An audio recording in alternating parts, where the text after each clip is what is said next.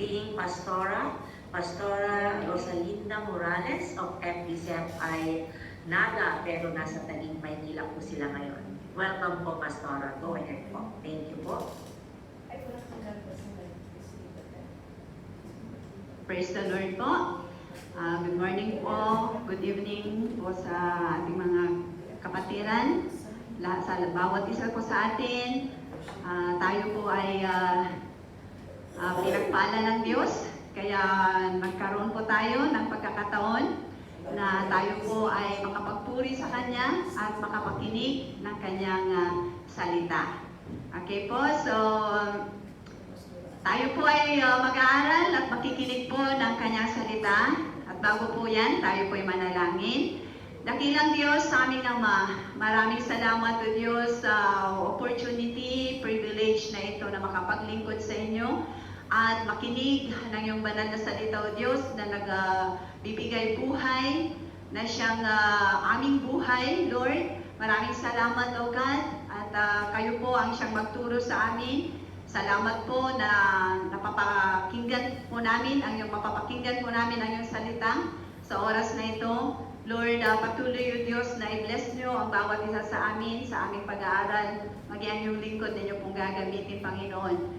Lord, salamat po, buksan ang aming puso at kaisipan, ang aming mga tenga, o Diyos, ang spiritual senses ng bawat isa sa amin. O Diyos, upang ang iyong salita, o God, na buhay at makapangyarihan ay mag-manifest sa aming mga buhay.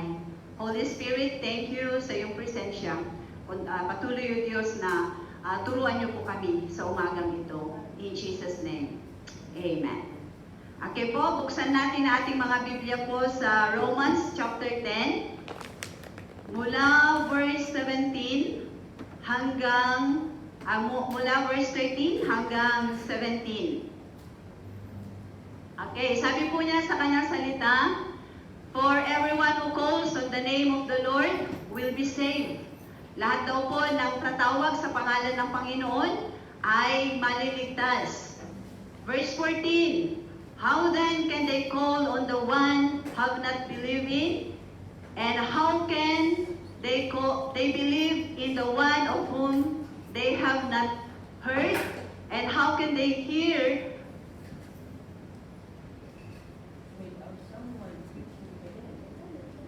without someone preaching them?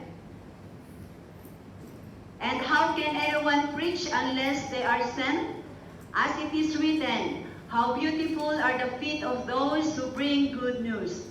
But not all the Israelites accepted the good news. For Isaiah says, Lord, who has believed our message? Consequently, faith comes from hearing the message, and the message is heard through the word about Christ. So ito po ang salita ng ating Panginoon na ating pag-aaralan po ngayon. So sabi po niya sa verse 13 po kanina, na sabi po niya na lahat daw po ng tumatawag o tatawag sa pangalan ng Panginoon ay maliligtas. Okay. Ang tao po kapag matuto po sila na tumawag sa Panginoon, ay promise ang pangako ng ating Diyos sa kanyang salita. According sa kanyang salita, sabi niya na lahat po ng tatawag sa pangalan ng Panginoon, matutong tumawag sa pangalan ng Panginoon ay maliligtas. And then, ang katanungan po dito, yung pagtawag po na ito, hindi naman po ibig sabihin na, kasi lahat naman po ng tao ay, syempre, lalo na pag nakakaranas ng kahirapan, ay yung basta na lang Panginoon, ang bukang bibig ay Panginoon. Itong pagtawag na ito, na kapag matutunan ng isang tao yung na tumawag sa Panginoon, itong mga tumatawag na ito ay ito na po yung nagkaroon sila ng connection or relasyon sa ating Panginoon. Kasi sabi po niya sa verse 14, yung tumatawag dito, sabi niya, yung tatawag sa Panginoon na maliligtas, ay sila po ito yung sinabi niya na, sa verse 14 kasi sabi niya, paano sila tatawag sa hindi naman nila sinampalatayanan? O hindi naman, paano sila tatawag kung hindi naman sila sumasampalataya? At paano naman sila sasampalataya kung hindi naman nila napakinggan? O wala silang napapakinggan? At paano sila makakapakinig kung walang magtuturo o mangangaral sa kanila? So dito po dun sa verse 1, maliligtas ang lahat ng mga tumatawag sa pangalan ng Panginoon. At sabi niya, paano sila tatawag kung hindi sila sumasampalataya sa Panginoon? So yung tumatawag dito na tinutukoy po niya ay yung talagang may pananampalataya o sumasampalataya sa Panginoon. Yung talagang may paglapit sa ating Panginoon. Alam na nilang lumapit sa Panginoon. Alam na nilang sila po yung talagang sumasampalataya sa Panginoon. At ang tanong po dito ay paano daw po sila sasampalataya kung wala naman silang napapakinggan tungkol sa Kanya. So, sino po yung sa Kanya na tinutukoy? Sino po yung Kanya na tinutukoy dito? Walang iba kundi ang ating Panginoong Hesukristo. So, magkakaroon lang po ng pananampalataya ang isang tao kung meron silang mapapakinggan tungkol kay Kristo. Kung meron silang mapapakinggan na salita ng Panginoon, sasampalataya po ang isang tao. So, kailangan meron pong mapakinggan. Amen? Meron po tayong mapapakinggan na salita ng ating Diyos. At salamat sa Panginoon dahil sa anumang paraan, maraming paraan na ginagawa ng Panginoon para mapakinggan natin ang salita ng ating Diyos. Praise the Lord! Talagang ang Diyos ay napakabuti dahil kahit nandyan po kayo sa loob, inaabot pa rin po kayo ng ating Panginoon upang mapakinggan nyo ang salita ng ating Diyos. So, makinig po tayo mabuti kasi maliligtas ang mga sasampalataya at kapag sila'y sasampalataya lang po sila, kung meron silang mapapakinggan tungkol kay Kristo. Kaya, bawat isa, lahat ng mga nandyan o lahat ng tuturuan, nakakapakinig ng salita ng ating Diyos ay magkaroon ng pananampalataya at syempre makakamtan nila yung pangako ng Diyos. So verse 13, nakaligtasan. Kaya makinig po tayo mabuti. Very important po yung pakikinig. Makinig po tayong mabuti sa salita ng ating Diyos. Kailangan na malaman natin ang salita ng Panginoon para tayo po ay magabayan at alam natin ang dapat nating gawin. And then, so ang lahat ay sasampalataya kapag sila din po ay makakapakinig ng salita ng ating Diyos. At sabi nga po dyan na makakapakinig lang po sila kapag may nangangaral. Kaya importante din po yung may mga ngaral. May mga ngaral ng salita ng ating Diyos. Yung ipangaral nila, yung talagang katotohanan, na wala naman pong ibang katotohanan, kundi ang ating Panginoon Hesukristo at ang Kanyang salita. Kailangan ang mapakinggan natin ay ang katotohanan, ang salita ng ating Diyos. Yan ang dapat na mapakinggan natin upang magkaroon po tayo ng nakakapagligtas na pananampalataya. So, sabi niya, kailangan na mapakinggan muna natin para magkaroon tayo ng pananampalataya. And then, makakapakinig lang po tayo kapag may nangangaral kay Kristo. Kagaya po nito, ano po? Na talagang ang Diyos po ang gumagawa ng paraan para lahat ng tao ay makapakinig ng Kanyang salita. Kaya huwag po natin sayangin. Ano po? Kaya sabi po niya dyan na paano daw po makakapangaral ang isang tao kung hindi naman sinugo. Kaya at sabi niya nasusulat na napakaganda yung mga paa ng mga nagdadala ng mabuting balita. So, napakaganda kahit na talagang may time na nag-hike ka sa pangangaral ng salita ng Diyos. Pero napakaganda po, napakaganda na makita yung mga nagdadala ng mabuting balita. At isang paraan din po ito, itong jail or Zoom na jail ministry or Bible study, kahit na andyan po kayo, hindi, kumbaga nandito rin po kami, pero naipapangaral po ang salita ng ating Diyos. Pero yan po ay parang nagiging nagiging paa, dahil sa mga sakripisyo ng mga kapatiran, yung puso ng Panginoon ay nasa kanila, kaya naipapaabot ang salita ng ating Diyos, naidadala ang salita ng Panginoon sa pamamagitan ng online na ito, ng Zoom Bible study na ito, naipapadala po ang salita ng ating Diyos. Okay po, so ang salita ng Panginoon ay napakahalaga. Kaya sa pamagitan ng pinakapaana po, dahil Zoom Bible study ito, pinakapaa, yung mga nagsasakripisyo, yung bumuo din po ng ministry na ito, at yung mga panalangin ng bawat isa para maabot natin ang lahat ng mga tao. So, ibig ng Diyos na ang lahat ng tao ay maligtas, kaya wala siyang pinipili, kahit sino po ay gusto ng Panginoon na maligtas. At maliligtas nga lang po ang isang tao kapag sila ay sumampalataya. At masasampalataya lang po ang isang tao kapag meron po silang napapakinggan at nakakapakinig lang po sila kung may nangangaral. Amen po. Nangangaral ng salita ng ating Diyos. At sabi nga na paano daw po naman sila, paano po sila mangangaral kung hindi naman sila isinugo.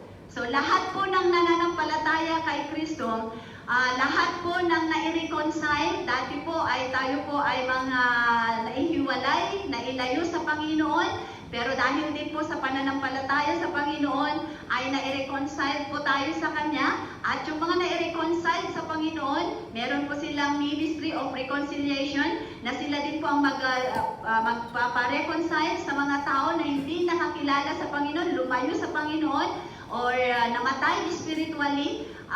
Yung mga nangangaral ng salita ng Diyos, sila po yung re-reconcile sa mga tao sa pamamagitan po ng pangangaral din po ng salita ng ating Diyos. Kaya kahit ano man po yung mga, example, may mga talagang nangangaral ng salita ng Panginoon, ang bahagi po naman ito, nakakapangaral po tayo ng salita ng Diyos dahil meron po yung mga tao na talagang nagsakripisyo, mga kapatiran na nagsakripisyo, na nagbigay ng mga finances din nila para may sakatuparan ang bagay po na ito, mga prayers po nila, mga tulong po nila para sa mga ganitong paraan ng Bible study ay maipangaral po ang salita ng Panginoon.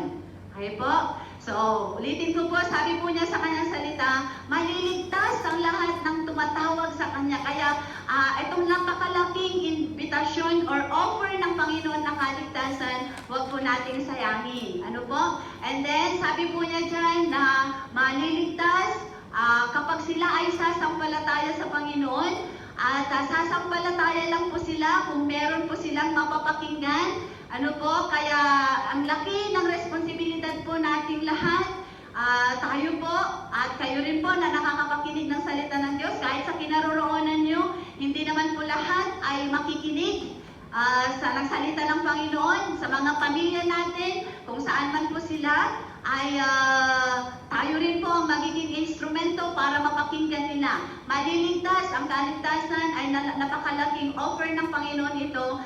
So, gusto niya na ang lahat ng tao ay maligtas. Pero paano sila maliligtas? Maliligtas lang po sila kung sila ay sasampalataya. At sasampalataya lang din po ang tao kapag meron po silang napapakinggan. Kaya responsibilidad po natin lahat na ipangaral ang salita ng ating Diyos, sabihin natin ang tungkol kay Kristo, sabihin natin ang good news po para malaman nila ang salita ng ating Panginoon.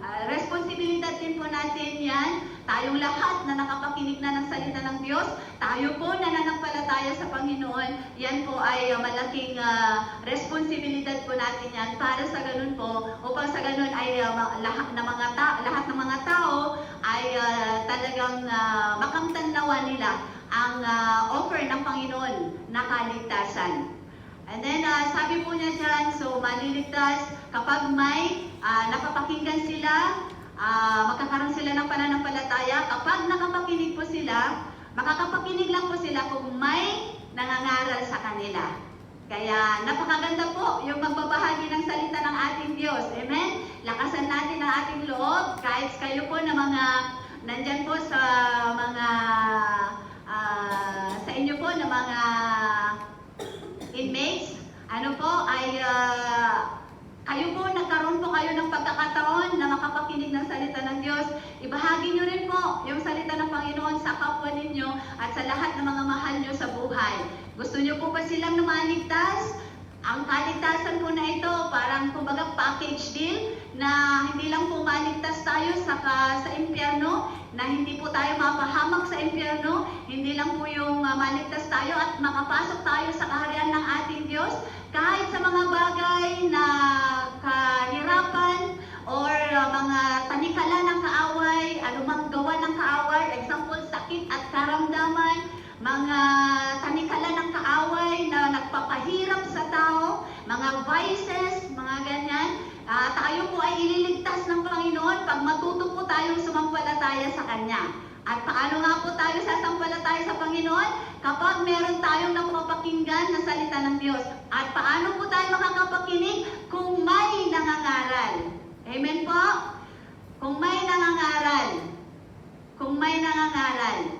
Kaya panalangin po natin lahat din ng mga nangangaral ng salita ng ating Diyos.